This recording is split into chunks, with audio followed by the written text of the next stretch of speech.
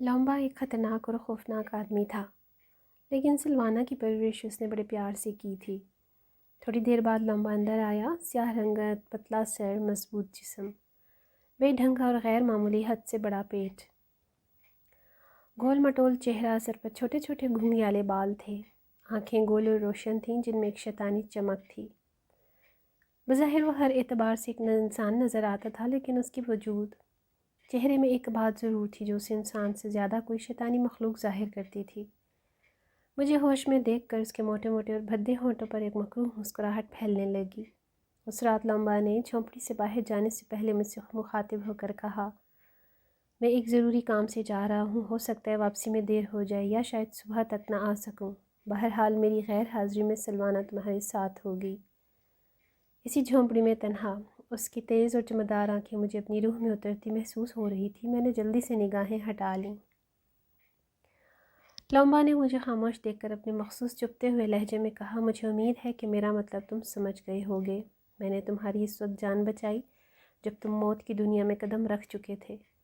تمہیں نئی زندگی دے کر میں نے تم پر احسان کیا ہے، اور شریف لوگ اپنے محسنوں کی عزت سے کھیلنے کی کوشش بھی نہیں کرتے۔ سلوانا معصوم ہونے کے ساتھ ساتھ جوان بھی ہے۔ وہ نہیں جانتی کہ مرد کا قرب کیا ہوتا ہے، لیکن وہ شباب کے نشے سے مخمور ہے اور بھرے ہوئے جام کو چھلکانے کے لیے اسے معمولی سی ٹھیس کافی ہوتی ہے۔ کیا تم سمجھ رہے ہو میرے دوست؟ ہاں، میں تمہارا مطلب سمجھ رہا ہوں۔ تم ذہین نوجوان ہو اور شاید شریف بھی۔ مجھے امید ہے کہ تم میری عدم موجودگی میں سلوانا کی جوانی اور معصومیت سے ناجائز فائدہ اٹھانے کی کوشش نہیں کرو گے۔ ویسے عقلمندی کا تقاضا تو یہی تھا کہ رات ہونے سے پہلے میں تمہیں روانہ کر دیتا، لیکن تمہیں ابھی مزید آرام کی ضرورت ہے۔ اس میں آپ کا شکر گزار ہوں۔ یقین کریں میں ایک شریک آدمی ہوں اور حالات سے فائدہ اٹھانے کی کوشش میں نے کبھی نہیں کی۔ تاہم اگر آپ کو اعتماد نہیں تو میں اس وقت یہاں سے جانے کو تیار ہوں اور اس کی ضرورت نہیں۔ بس میرا احسان یاد رکھنا، اور یہ کہ تم نے میری عزت سے کھیلنے کی کوشش کی تو دنیا کی کوئی طاقت تمہیں میرے ہولناک اور بھیانک انتقام سے نہیں بچا سکے گی۔ لومبا نے مجھے گھورتے ہوئے کہا اور میرے جواب کا انتظار کیے بغیر جھونپڑی سے نکل گیا۔ اس کی دھمکی آمیز گفتگو نے مجھے کافی پریشان اور کسی حد تک خوفزدہ کر دیا تھا۔ چنانچہ میں نے آنکھیں بند کر لیں اور کروٹ لے کر سونے کی کوشش کرنے لگا۔ سلوانا اس وقت کسی کام سے جھونپڑی میں موجود تھی۔ کافی دیر گزر گئی، میں نے سونے میں ناکام جب ہو چکا تو گھاس پھوس کے بستر سے سلوانا زیادہ فاصلے پر نہیں تھی۔ اچانک رات کے ہولناک سناٹے میں اس کی مترنم آواز میرے کانوں سے ٹکرائی، کیا سو گئے ہو مسٹر شاہد؟ میں خاموش رہا، میں نے آنکھیں بھی نہیں کھولی۔ مجھے ڈر تھا کہ رات کی تنہائی میں سلوانا کا جوان اور حسین جسم کہیں میرے ارادے کو کمزور نہ کر دے۔ کیا سو گئے ہو شاہد؟ اس نے آواز دی۔ ابھی تو ایک پہر رات بھی نہیں گزری، میں خاموش پڑا رہا۔ یکا سلوانا نے مجھے جھنجھوڑ کر رکھ دیا، اٹھو، میں تمہیں اتنی جلدی نہیں سونے دوں گی۔ میں نے ڈرتے ڈرتے آنکھیں کھول کر اس کی طرف دیکھا، تم اتنی جلدی نہیں سو سکتے۔ آج میں نے پورے 15 برس کے بعد کسی مہذب انسان کی شکل دیکھی ہے۔ میں تمہیں رات بھر سونے نہیں دوں گی۔ مجھے اپنی دنیا کے بارے میں بتاؤ۔ صبح بتاؤں گا، میں نے جواب دیا۔ اس وقت مجھے بڑی زور کی نیند آ رہی ہے، تم بھی اپنی جھونپڑی میں جا کر سو جاؤ۔ ابھی نہیں، سونے سے پہلے میں تم سے بہت ساری باتیں کرنا چاہتی ہوں۔ مجھے اپنی دنیا کے بارے میں بتاؤ۔ میرے ذہن میں تو اب اس کا تصور بھی موجود نہیں رہا۔ 15 سال کا عرصہ بڑا طویل ہوتا ہے، میں جانتا ہوں، مگر تم اب سو جاؤ، باقی باتیں صبح ہوں گی۔ یہ نہیں ہو سکتا، میں اس وقت سب کچھ جاننا چاہتی ہوں۔ مجھے بالکل نیند نہیں آ رہی۔ ہاں، آج میں تھک ضرور گئی ہوں۔ ایک طرف سر کو میں تمہارے پاس بیٹھوں گی۔ کیا مطلب؟ میں نے سر گھما کر دیکھا تو دماغ جھنجھنا اٹھا۔ سلوانا اپنے پتوں کے مختصر لباس سے بھی آزاد تھی۔ میں بیٹھوں گی، سنتے نہیں، مجھے اپنے برابر بیٹھنے دو۔ نہیں، تم اپنے بستر پر جا کر کیوں نہیں بیٹھتی؟ اس لیے کہ میں تم سے باتیں کرنا چاہتی ہوں، اور دور سے باتیں کرنے میں مزہ نہیں آتا، لیکن یہ غلط ہے، تمہیں میرے بستر پر نہیں بیٹھنا چاہیے۔ اس نے تیوریاں چڑھا کر پوچھا۔ اس لیے کہ میں ایک مرد ہوں، جوان لڑکیاں مردوں کے بستر پر نہیں بیٹھا کرتی۔ میں نے اسے سمجھانے کی کوشش کی۔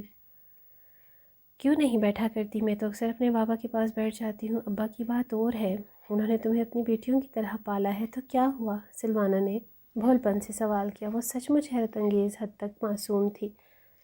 اس کی معصومیت کو دیکھ کر میرے ہونٹوں پر مسکراہٹ پھیل گئی۔ یہ بات نہیں، میں مسکراتا ہوا بولا، آخر تم سمجھنے کی کوشش کیوں نہیں کرتی؟ کیا سمجھنے کی کوشش نہیں کرتی؟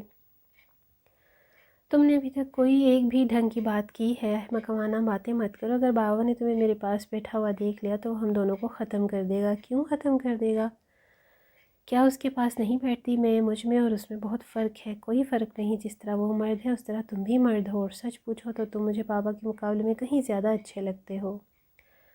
اس نے میری پرورش ضرور کیا، لیکن مجھے اس کی حرکتیں اور صورت بالکل پسند نہیں. کبھی کبھی تو ایسا لگتا ہے وہ انسان کی وجہ کوئی شیطانی روح ہو، خاص طور پر اس کی آنکھیں. مجھے ان کی آنکھوں سے خوف آتا ہے. اس سے پہلے کہ میں اسے کچھ اور سمجھانے کی کوشش کرتا، مجھے ایک طرف دھکیل کر وہ بڑے اطمینان سے میرے برابر بیٹھ گئی. اس کی قربت نے مجھ پر ایک عجیب سی سرانگیز کیفیت طاری کر دی. مجھے اپنے جسم میں چونٹیاں رینگتی ہوئی محسوس ہوئیں، لیکن لمبا کی باتیں بھی میرے ذہن سے نہیں نکلی تھیں. چنانچہ میں ایک جھٹکے کے ساتھ اٹھ کر بیٹھ گیا. ارے یہ کیا حرکت ہے؟ تم اٹھ کر کیوں بیٹھ گئی؟ بابا نے تمہیں نہیں بتایا کہ ابھی تمہیں مکمل آرام کی ضرورت ہے؟ لیکن میں تمہارے برابر نہیں لیٹ سکتا. کیوں؟ کیا تمہیں مجھ سے خوف آتا ہے؟ سلوانا نے حیرت سے پوچھا. یہ بات نہیں. اب میں تمہیں کس طرح بتاؤں کہ انسان فرشتے نہیں، صرف انسان ہوتے ہیں، اور انسان کو شیطان بننے میں زیادہ دیر نہیں لگتی. پتہ نہیں تم کیسی باتیں کر رہے ہو. میں تو ابھی تک ایک لفظ بھی نہیں سمجھ سکی. آؤ میرے پاس لیٹ جاؤ. میں تم سے کچھ معلوم کرنا چاہتی ہوں. کیا تم مجھے اپنے ساتھ وہاں لے جا سکتے ہو؟ میں سوچوں گا. مگر خدا کے لیے تم مجھے پریشان مت کرو سلوانا. میں اب تم سے ایک لفظ بھی نہیں سنوں گی، بشرطیہ کہ تم مجھ سے جھگڑنے کی بجائے خاموشی سے لیٹ جاؤ اور میں اپنے مہذب دنیا کے بارے میں دلچسپ باتیں بتا سکوں. اور پھر اس نے زبردستی مجھے اپنے برابر لیٹا لیا. رات کا وقت، تنہائی اور ایک جوان لڑکی کی قربت. دل و دماغ پر بڑی تیزی کے ساتھ ایک نشہ سا چھاتا جا رہا تھا. میں نے خود کو اس سرور انگیز نشے سے آزاد کرنے کی بھرپور کوشش کی، لیکن اپنے مقصد میں کامیاب نہ ہو سکا. میرے جذبات بھڑک اٹھے، مجھ پر دیوانگی ہو گئی. میں نے سلوانا کی طرف دیکھا، وہ مسکرا رہی تھی. میرا حوصلہ بڑھا اور میں نے پوری طاقت سے اسے اپنے قریب کر لیا. اچانک جھونپڑی کے باہر کسی کے قدموں کی آہٹ سنائی دی. میں خود کو سلوانا سے علیحدہ نہ کر پایا تھا کہ لمبا اپنی مکروہ شکل کے ساتھ جھونپڑی میں داخل ہوا. مجھے اور سلوانا کو اس حالت میں دیکھ کر وہ دروازے میں ہی کسی سنگی مجسمے کی طرح کھڑا ہو گیا. اس نے تلخ اور زہریلی مسکراہٹ سے کہا. تو وہی ہوا جس کا مجھے ڈر تھا. تم میرے احسان کو بھول گئے اور ایک جوان خوبصورت بھولی بھالی لڑکی کے قرب نے تمہیں انسان سے شیطان بنا دیا. میری اس وقت کی حالت کا کیا پوچھنا. کاٹو تو جسم میں خون نہیں، ذہن پر بوکھلاہٹ اور خوف کا قبضہ تھا، اور جسم کے مسامات بڑی تیزی سے پسینہ اگل رہے تھے. میں نے اپنی صفائی میں کچھ کہنے کی کوشش بھی کی، لیکن الفاظ ہی حلق میں پھنس گئے تھے. لمبا کی خونخوار نگاہیں میرے چہرے پر مرکوز تھیں. چند لمحے بعد وہ بولا. میں تمہیں ذلیل اور اس قدر کمینہ نہیں سمجھتا تھا، مگر خیر تم نے جو کچھ بھی کیا ہے اس کے لیے تمہیں ساری عمر پچھتانا پڑے گا. میں بہت بھیانک انتقام لینے کا عادی ہوں. اس نے حلق سے عجیب و غریب آواز نکالی اور دوسرے ہی لمحے 5-6 مضبوط جسم کی جنگلی جھونپڑے میں داخل ہوئے. لمبا کے اشارے پر انہوں نے مجھے جکڑ لیا اور گھسیٹتے ہوئے ایک دوسری جھونپڑی میں لے جا کر باندھ دیا. مجھے لمبا کا ایک پیغام پہنچایا گیا کہ کل صبح سورج نکلنے سے پہلے مجھے گرم پانی کے ایک بہت بڑے کڑاہے میں ڈالا جائے گا اور میری ہڈیاں بطور عبرت نشانی کے دور پر گاؤں کے مین گیٹ پر لٹکا دی جائیں گی. یہ سن کر میری جان نکل گئی. مجھے اپنی موت نظر آنے لگی. تمام رات یہاں سے فرار ہونے کے بارے میں سوچتا رہا، مگر فرار ہونے کی کوئی صورت نظر نہیں آ رہی تھی. یعنی موت یقینی تھی. صبح ہونے والی تھی اور ابھی تاریکی چھائی ہوئی تھی کہ جھونپڑی کے عقبی حصے میں کھڑکھڑاہٹ ہوئی. چور راستے سے سلوانا اندر داخل ہوئی اور مجھے خاموش رہنے کا اشارہ کیا، اور میرا ہاتھ پکڑ کر چور راستے سے ہی باہر نکلی اور دبے پاؤں جھاڑیوں میں راستہ بناتی ہوئی ساحل سمندر پر لے گئی. یہاں ایک پرانی کشتی کھڑی تھی. اس نے مجھے اس میں سوار کر کے یہاں سے فرار ہونے کے لیے کہا. میں سلوانا کی حسرت بھری نگاہوں سے دیکھنے لگا. کاش میں سلوانا جیسی وفادار لڑکی کو اپنی دنیا میں لے جاتا، مگر قبیلے والوں کے خوف سے ڈر گیا. میں کشتی میں سوار ہو کر کشتی چلاتے ہوئے اس سے دور ہونے لگا. سلوانا ابھی تک ساحل پر کھڑی ہاتھ ہلا کر الوداع کہہ رہی تھی. میں کشتی چلاتے ہوئے سمندر میں آ گیا. اب ساحل نظروں سے اوجھل ہو چکا تھا. میری خوش قسمتی تھی کہ سمندر میں مجھے جہاز مل گیا اور انہوں نے مجھے جہاز میں سوار کر لیا. یوں میں اپنی مہذب دنیا میں واپس آ گیا. سلوانا اگر میری مدد نہ کرتی تو میں کبھی کا گرم پانی کے کھولتے کڑاہے میں ابل چکا ہوتا.